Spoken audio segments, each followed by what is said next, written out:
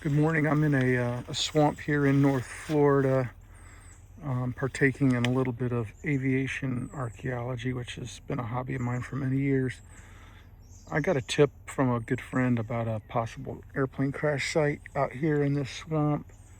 Um, anyway, I came out this morning to find the crash site and take some pictures and just document by way of photograph and video the crash site itself, the debris field, and I'm going to attempt to identify this crash. I haven't found a bureau number, but I really haven't done much research yet. I believe this is going to be a 1950s era fighter aircraft from this area. Anyway, I'm just going to document. I'm going to walk you through this debris field, which spans about 100 yards or so. I'm not going to do much talking. I just wanted to document this. I know it won't be long before this whole area is probably developed, and this will be a thing of the past.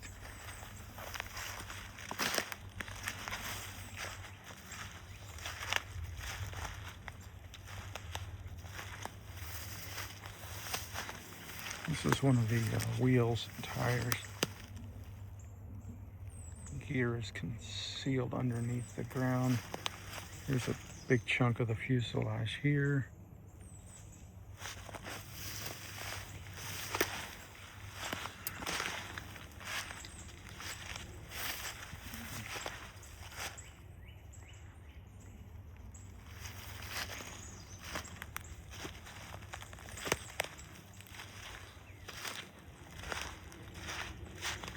We're in a severe drought right now. I suspect getting out here just a year ago would have been much more challenging.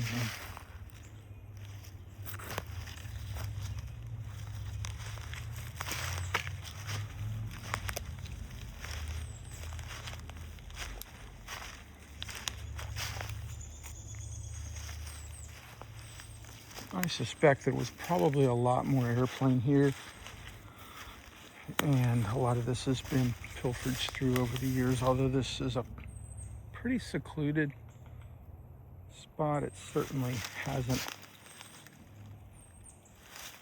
been without human discovery. I'm sure somebody else, I know somebody else has been out here before I have, certainly, but I would have loved to have stumbled across this 20 or 30 years ago. This is one of the electronic components of the aircraft.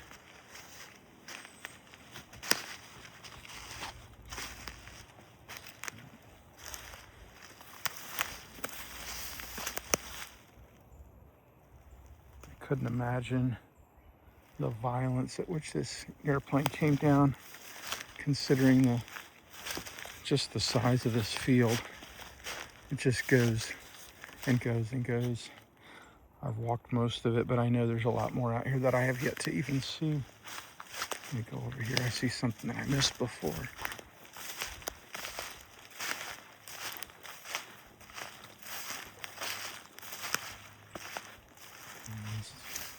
Sizable piece here.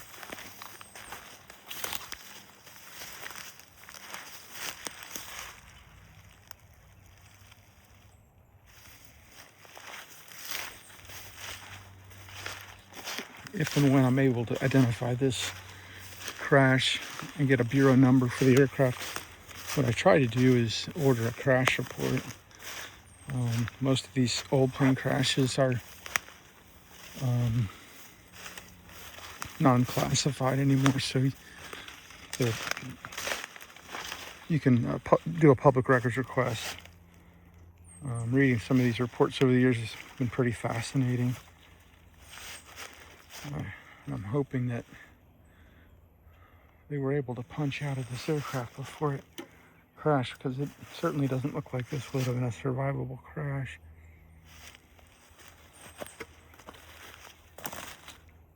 For everything I'm seeing, there's probably a lot more that's concealed under the the leaf litter and years of vegetation.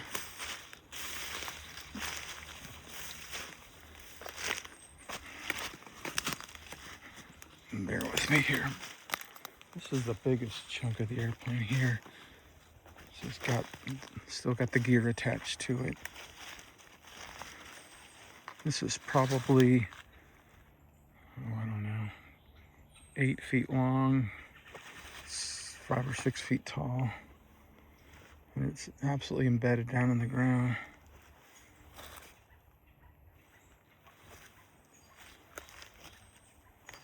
Anyway, I think I have enough here to be able to identify this airplane when I get home and start doing some research. I think there was a little bit more beyond here, but it was mainly small, just stuff. So I'm gonna end the video now. But anyway, I've got a bunch of pictures. I've got a little bit of work to do when I get home, and but that was it. I mainly wanted to document this. I'm pretty certain in 5 years from now that the development that's going on in this part of North Florida will lay claim to all this, so it won't probably be here much longer.